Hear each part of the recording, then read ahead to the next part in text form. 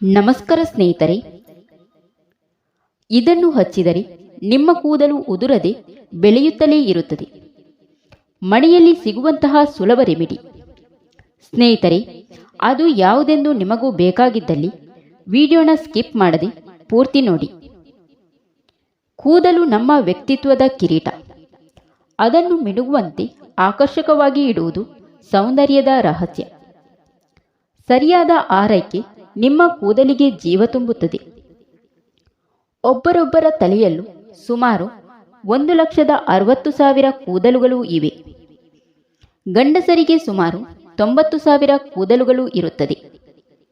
ದಿನಕ್ಕೆ 50 ರಿಂದ 60 ಕೂದಲು ಉದುರುವುದು ಸ್ವಾಭಾವಿಕ. ಕೂದಲು ಉದುರದೇ ಇರಲು ಮೊದಲನೆಯದಾಗಿ ವಾರಕ್ಕೆ 2 ಬಾರಿ ತಲೆಸ್ನಾನ ಮಾಡಿರಿ. ತಲೆಯ ಚರ್ಮವನ್ನು ಶುದ್ಧವಾಗಿಡಿ. ತಲೆಗೆ ವಾರಕ್ಕೊಂದು ಬಾರಿಯಾದರೂ ಎಣ್ಣೆ ಮಸಾಜ್ ಮಾಡಿಕೊಂಡು ಮರುದಿನ ಬೆಳಿಗ್ಗೆ ತಲೆಸ್ನಾನ ಮಾಡಿರಿ. ಇದರಿಂದ ದೇಹ ತಂಪಾಗುವುದಲ್ಲದೆ ಕೂದಲು ಉದುರುವುದಿಲ್ಲ.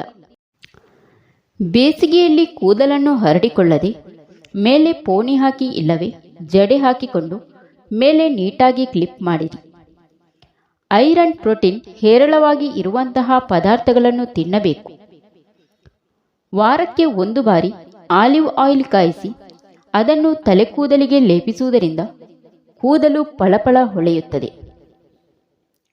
ಚಿಕ್ಕ ಮಕ್ಕಳಿಗೆ ಹೇನು ಜಾಸ್ತಿ.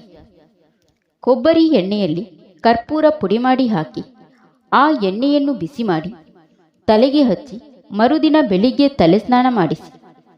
ಎಣ್ಣೆ ಹಚ್ಚಿದಾಗ ತಲೆಬಾಚಿ ಹೇನು ಹೊರಬೀಳುತ್ತದೆ.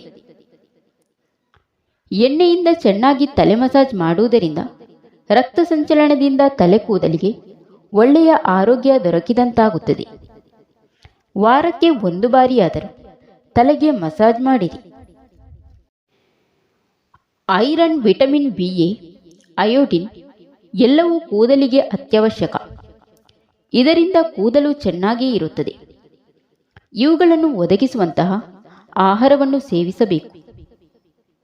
1 ಬಟ್ಟಲು ಹಾಲಿಗೆ 4 ಚಮಚ ಕೊಬ್ಬರಿ ಎಣ್ಣೆ ಬೆರೆಸಿ ತಲೆಯ ಕೂದಲಿಗೆ ಹಚ್ಚಿ ಬಿಸಿಯಾದ ನೀರಿನಲ್ಲಿ ಅದ್ದಿದ ಟವಲನ್ನು ತಲೆಗೆ ಸುತ್ತಿ.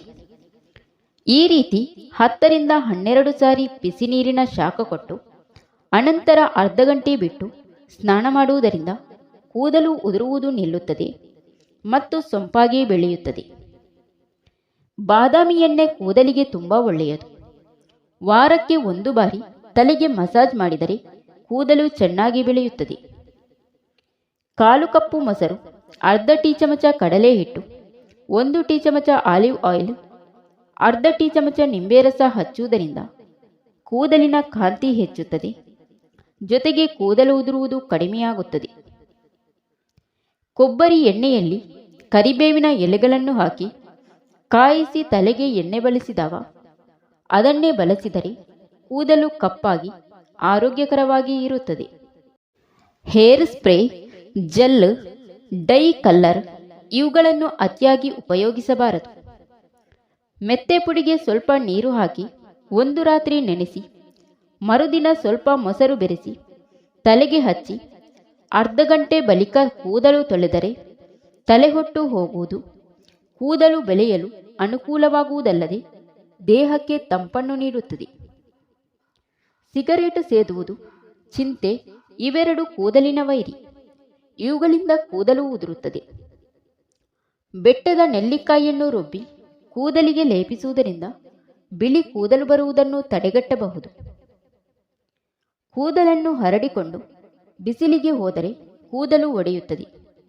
ರುಬ್ಬಿದ ಮೆತ್ತೆಯನ್ನು ಕೂದಲಿಗೆ ಲೇಪಿಸಿ ನಂತರ ತಲೆ ತೊಳೆಯುವುದರಿಂದ ಕೂದಲು ಉದುರುವುದು ಮತ್ತು ಹೊಟ್ಟು ಕಡಿಮೆಯಾಗುತ್ತದೆ. ಅರ್ಧ ತೆಂಗಿನ ಹೋಲನ್ನು ತುರಿದುಕೊಂಡು ಮಿಕ್ಸಿಯಲ್ಲಿ ನೀರು ಹಾಕಿ ನುಣ್ಣಗೆ ರುಬ್ಬಿಕೊಳ್ಳಿ. ನಂತರ ಶೋಧಿಸಿ ಆ ಹಾಲನ್ನು ಕೂದಲಿಗೆ ಚೆನ್ನಾಗಿ ಲೇಪಿಸಿ 1 ಗಂಟೆಯ ನಂತರ ತಲೆ ಸ್ನಾನ ಮಾಡಿರಿ.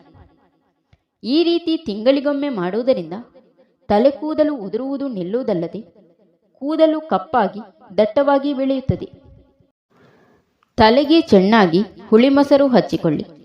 ಫ್ರಿಜ್ಜಿನಲ್ಲಿ ಇಟ್ಟದ್ದು ಆಗಬಾರದು. ಮೊಸರು ಹಚ್ಚಿಕೊಂಡು ಆರಿದ ನಂತರ ಸ್ನಾನ ಮಾಡುವುದರಿಂದ ಕೂದಲು ಬೆಳೆಯುವುದು, ಹೊಟ್ಟು ನಿವಾರಣೆಯಾಗಿ ಕೂದಲು ಹೊಳಪು ಬರುವುದು. 15 ದಿನಗಳಿಗೊಮ್ಮೆ ಹೀಗೆ ಮಾಡುತ್ತಾ ಇರಿ. ಕೂದಲಿಗೆ ಮೆಹಂದಿ ಎಲೆಗಳನ್ನು ರುಬ್ಬಿ ಚೆನ್ನಾಗಿ ಲೇಪಿಸಿದರೆ ಹೊಟ್ಟು ನಿವಾರಣೆಯಾಗುವುದು, ಜೊತೆಗೆ ಆರೋಗ್ಯದಾಯಕವೂ ಹೌದು.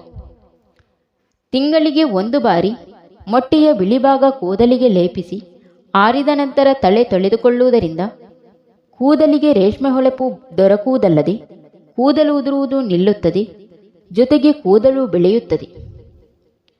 1 ಕಪ್ ಬಿಸಿ ನೀರಿನಲ್ಲಿ ಸ್ವಲ್ಪ ಮೆಹಂದಿ ಪುಡಿ, ನೆಲ್ಲಿಕಾಯಿ ಪುಡಿ, ಚಹದೆಲೆ, ಸ್ವಲ್ಪ ನಿಂಬೆ ರಸ, ರೋಸ್ ವಾಟರ್ ಬೆರೆಸಿ 6 ಗಂಟೆಗಳ ಕಾಲ ನೆನೆಹಾಕಲು ಬಿಟ್ಟು ಅದನ್ನು ಕೂದಲಿಗೆ ತಿಕ್ಕಿಕೊಂಡು 2 ಗಂಟೆ ನಂತರ ತಲೆಸ್ನಾನ ಮಾಡುವುದರಿಂದ ಕೂದಲು ಆರೋಗ್ಯಕರವಾಗಿ ಇರುತ್ತದೆ.